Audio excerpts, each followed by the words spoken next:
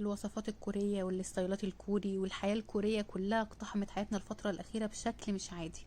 فأنا قررت النهاردة ان انا اعمل لكم وصفة الدكبوكي الكوري اللي هي كعكة الرز مع بعض النهاردة. عندي 220 جرام من دقيق الرز، يفضل تستخدمي دقيق الرز اللزج.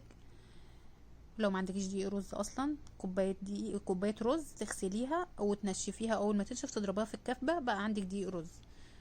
المقدار دوت 220 جرام من دقيق الرز اخد مني كوبايه الا ربع من الميه السخنه.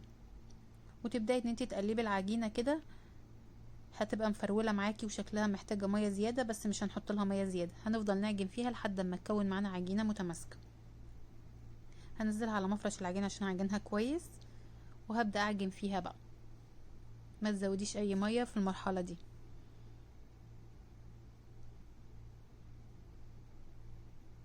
وصفة جميلة وبنشوفها كتير في الفيديوهات وشكلها شهي جدا، بس يا جماعة حراقة جدا، مولعة نار حرفيا. هبدأ ان انا اشكل العجينة صوابع طويلة بعد ما عجنت فيها كويس لحد ما تبقى ناعمة معايا عشان ما يبقاش فيها اي تشققات، وهعملها صوابع طويلة كده وهركنها باقي على جنب عشان اقطعها كلها تبقى بسوا بعض. هقطعها كده بالمايل عشان تبقى شبه اللي بتيجي من بره بالظبط، واكون مجهزة مية على النار بتغلي عشان نسلقها فيها.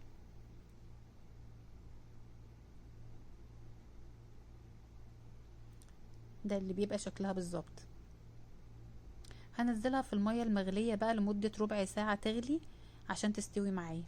هغطي عليها النار واسيبها لمدة ربع ساعة بالظبط، واجهز الصوص بتاعها. 3 معالق من هريسة الشطة، عليهم معلقة كبيرة من السكر، عليهم نص معلقة كبيرة من الشطة، ورشة ملح، ومعلقتين كبار صويا صوص.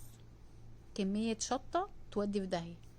واحط عليها كوباية من المية كاملة واحطها على النار عشان تغلي وتتقل معايا.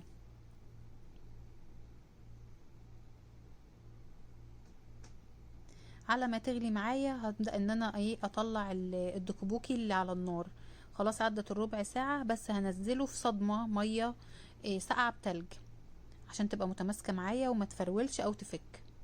هي اصلا ما فكتش كمان وهي بتتسلق، يعني عجينتها مظبوطة. هنزلها كده في المية الباردة لحد ما خلاص المية تهدى خالص، وهي تهدى خالص وما تبقاش سخنة. وهبدأ تاني ان انا اصفيها منها عشان انزلها بقى في الصوص اللي على النار.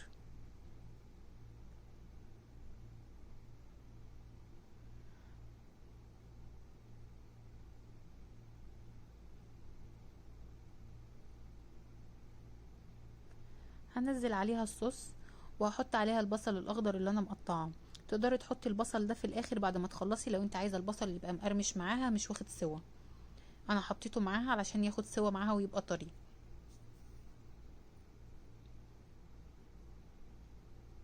ورفعتهم على النار بقى لحد ما الصوص بتاعهم تقل وبقت بالشكل ده. كده بقت جاهزه خلاص. عايزه اقول لكم ان ريحتها فظيعه، ريحه الشطه والصوص كده بتخش في المناخير.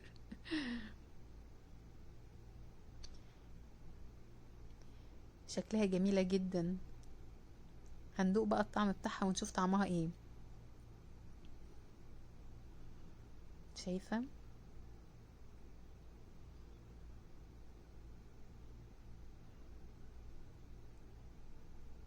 بيتباع جاهز برضو الدكبوكي ده لوحده في اكياس زي الاندومي كده.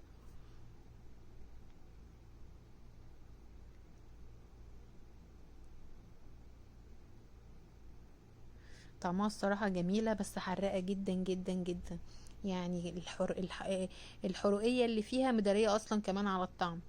بس هي جميلة، بس اللي ما بيحبش الشطة والحاجات الحراقة ما انصحوش ان هو يجربها، لان زي ما انتوا شايفين الصوص بتاعها اصلا عبارة عن شطة.